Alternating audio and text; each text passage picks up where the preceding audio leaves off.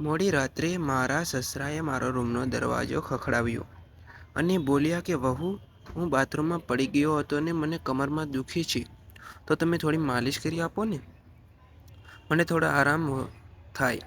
પછી મેં મારા સસરાને મારા બેડ ઉપર સુડાવ્યા અને પછી જે થયું એની તમને કલ્પના પણ ના કરી શકો મિત્રો. એના પછી મારી જિંદગી પૂરી રીતે વિખરાઈ ગઈ હતી. હાલો દોસ્તો, સ્વાગત છે તમારા બધાનું અમારી નાની એવી એક ચેનલમાં. મારા લગ્નને 5 મહિના થયા છે. મારા પતિ એક દુર્ઘટનામાં ગુજરી ગયા હતા. મારા પપ્પાએ માંડ માંડ મારા લગ્ન કરાવ્યા હતા અને 5 મહિનાની અંદર જ હું પાછી મારા મમ્મી પપ્પાના દરવાજે આવી ગઈ હતી. અને ત્યાં પણ મારા મમ્મી ન હતા, એટલે મને પણ ડર લાગતો કે મારા પપ્પા ખીજવશે તો હું કોને કહીશ. મારી મમ્મી તો છે જ નહીં અને મારી નવી મમ્મી હતી એટલે વધારે ડર લાગતો હતો. અચાનક એક દિવસ મારા સસરા અમારા ઘરે આવ્યા અને મારા પપ્પાને કીધું કે હું ફરીથી અમારી વહુને અમારા ઘરે લઈ જવા માગું છું. મારી નવી મમ્મીએ તરત જ હા પાડી દીધી, પણ મારા પપ્પાએ કીધું કે હવે તમારો છોકરો નથી રહ્યો તો તમારે મારી દીકરીને કેમ લઈ જવા માગો છો. તો મારી નવી મમ્મી મારા પપ્પા સાથે ઝઘડો કરવા લાગી અને કહેવા લાગી કે એને લઈ જવાની છે તોય લઈ જવા દો. ને પછી મારા પપ્પાએ કીધું કે મારી છોકરી ત્યાં સુખી રહે તો મને કંઈ વાંધો નથી, તમે લઈ જાઓ. પછી મારા સસરાએ કીધું કે ચાલો બેટા, તમારો સામાન લઈ લ્યો. અને મેં પણ મારી નવી મમ્મીના આવું કહેવાને કારણે મારા સસરા સાથે જવાની હા પાડી દીધી. પછી હું મારા સસરાના ઘરે આવી ગઈ તો મારા સસરા બોલ્યા, બેટા એક કપ ચા બનાવી આપ. પછી મેં મારા સસરાને ચા બનાવી આપી.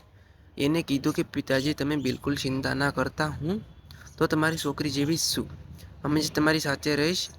પછી મારા સસરા બોલ્યા, મને ખબર છે કે તું હવે મારી સાથે જ રહીશ. આમ જ થોડા દિવસો વીતી ગયા અને થોડા મહિના પછી એક રાતે મારા રૂમમાં સૂતી હતી અને મારા સસરાએ દરવાજો ખખડાવ્યો. જેવો મેં દરવાજો ખોલ્યો તો મારા સસરાએ મને પકડી લીધી અને કહ્યું, બેટા, હું બાથરૂમમાં પડી ગયો હતો અને મને બહુ કમર દુખે છે, થોડી માલિશ કરી આપો ને, તો થોડો સમય આરામ મળશે. અને પછી હું મારા સસરાને છોડાવીને માલિશ કરવા લાગી. ત્યારે મારા સસરા મને અજીબ નજરથી જોઈ રહ્યા હતા. પછી મને ડર લાગતો હતો કે મેં કીધું, પપ્પા, તમને કઈ જગ્યાએ વધારે દુખે છે, તો ડૉક્ટરને બોલાવો. તો તેણે કહ્યું, ના બેટા, ખાલી માલિશ કરી દે, મને આરામ થઈ જશે. પછી મેં કીધું, પપ્પા, તમે અહીંયા સૂઈ જાઓ, હું તમારા રૂમમાં જઈને સૂઈ જાઉં છું. તો એ બોલ્યા, બેટા, તું મને આ હાલતમાં અહીંયા એકલો જ સુવડાવીને જઈશ તો રાતે મને કંઈક થશે, તો એના કરતાં તું પણ અહીંયા સૂઈ જા.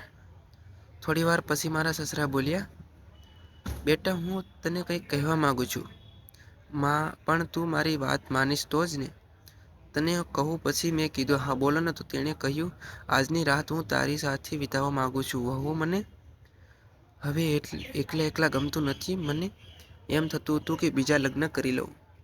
તારા સાસુના ગયા પછી આ સાંભળી મને થોડું ખોટું લાગ્યું, પણ એવી વાતને ટાળી દેવી એવી મારામાં હિંમત ન હતી. પછી હું મારા રૂમમાં સોફા ઉપર સૂઈ ગઈ અને મારા સસરા મારા બેડ ઉપર સૂતા હતા. ત્યારે સસરા બોલ્યા કે વહુ, તું મારી સાથે લગ્ન કરી લે એટલે કોઈ કંઈ બોલી ના શકે. પછી મેં એને કીધું, પપ્પા, તમે શું બોલો છો? તમે મારા સસરા છો ને સસરા સાથે લગ્ન કઈ રીતે કરવા?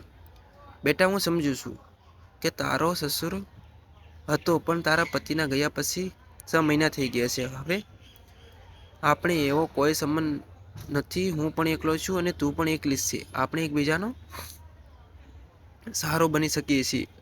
એની આ વાત સાંભળીને હું કંઈ બોલી ના શકી. બીજા દિવસે સવારે મેં મારા સસરાની વાતને વિચારી. પછી મારા અને મારા સસરા વચ્ચે અલગ સંબંધ થઈ ગયો. મારા સસરાએ મારા જીવનને અલગ જ દિશા આપી હતી. પછી તેણે મને કીધું કે આપણે બંને એક નવી જિંદગીની શરૂઆત કરીએ.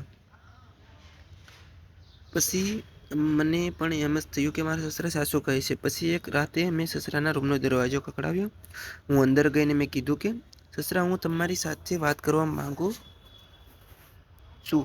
અને મેં કીધું, પપ્પાજી, મેં તમારી પહેલાંની વાતનું વિચાર્યું અને મને થયું કે તમે એકલા છો ને હું પણ એકલી છું.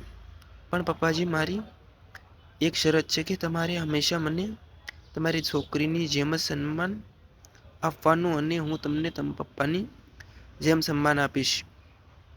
પપ્પાજી પણ માની ગયા, પણ અમે થોડા દિવસ પછી એકલમાં લગ્ન કરી લીધા.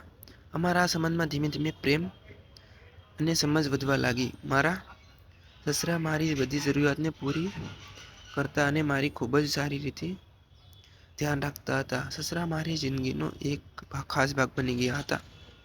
અમારી વચ્ચે હવે સસરા વહુ જેવું કંઈ ન હતું.